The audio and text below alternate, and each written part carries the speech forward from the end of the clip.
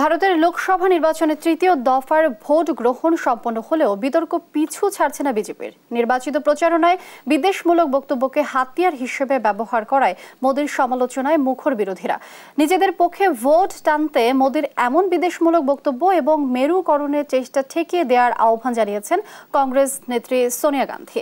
মোদির বিরুদ্ধে সরব পশ্চিমবঙ্গের মুখ্যমন্ত্রী মমতা বন্দ্যোপাধ্যায়ও মোদির ম্যাজিকের দিন শেষ বলেও মন্তব্য করেন তিনি। বিস্তারিত রায়হান কবির শুভ্রর ডেস্ক রিপোর্টে।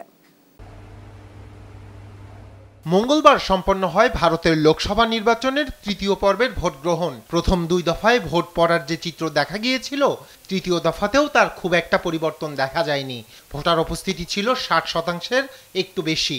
আর এ কারণে আগামী 13ই মে চতুর্থ পর্বের ভোট সামনে রেখে ভোটারদের কাছে টানতে দলগুলো করছে নানা অঙ্ক, মিলাচ্ছে ধর্ম ও জাতপাতের হিসাব, চলছে চুলচেরা বিশ্লেষণ। নির্বাচন শুরুর পর প্রথম দুই দফার নির্বাচনী প্রচারণায় গেল 10 বছরের উন্নয়নের ফিরিস্তি প্রচারে ব্যস্ত ছিল মোদি শিবির। যদিও তৃতীয় দফাতে এসেই পাল্টে যায় কৌশল। তৃতীয় দফা ভোটের দিনও তার প্রচারের মূল সুর ছিল মেরুকরণ। মোঘল মুসলিম লীগ গোমাংস খাওয়ার মতো বিতর্কিত বিষয় প্রচার করেও সাড়া না পেয়ে মহারাজ বনাম নবাব, রাজ বনাম বাদশাহ নিয়ে কংগ্রেসকে আক্রমণ করেছেন মোদি। এবার তৃতীয় দফায় মোদি অস্ত্র হিসেবে বেছে নিয়েছেন ভোট জিহাদকে। মঙ্গলবার মধ্যপ্রদেশের খড়গনে ভোট প্রচারে এসেই সেই অস্ত্রে নতুন করে শান দেন তিনি। ভারতে ভোট জিহাদ চলবে নাকি রাম রাজত্ব কায়েম হবে, এমন প্রশ্ন ছুড়ে দিয়ে মোদি বলেন, কংগ্রেস ক্ষমতায় গেলে অযোধ্যার রাম মন্দিরে তালা ঝুলিয়ে দিয়ে বাবরি মসজিদ চালু করবে তারা। कांग्रेस सरकार आएगी तो राम मंदिर पर सुप्रीम कोर्ट का फैसला पलट देंगे। এদিকে কংগ্রেস সহ বিরোধীরা বলছে, মোদির হাতে প্রচার করার মতো ইতিবাচক কিছু না থাকায় অনেকটা মরিয়া হয়েই তিনি মুসলিম বিদ্বেষ ও মেরুকরণের পথ বেছে নিয়েছেন।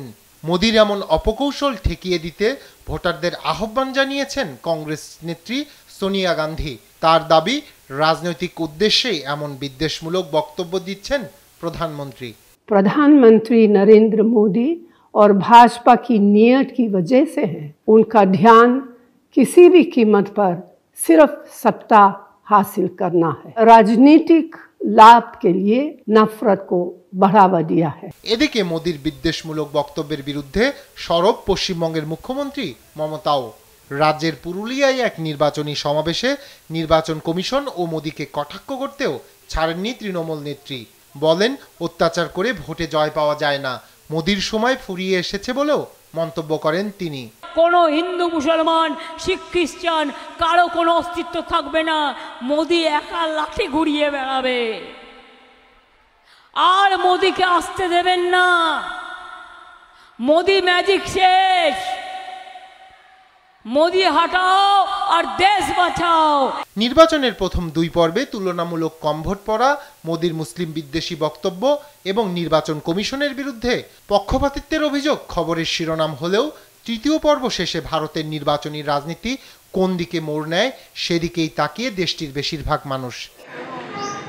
রায়হান কবির শুভ্র, নিউজ ডেস্ক, দেশ টিভি।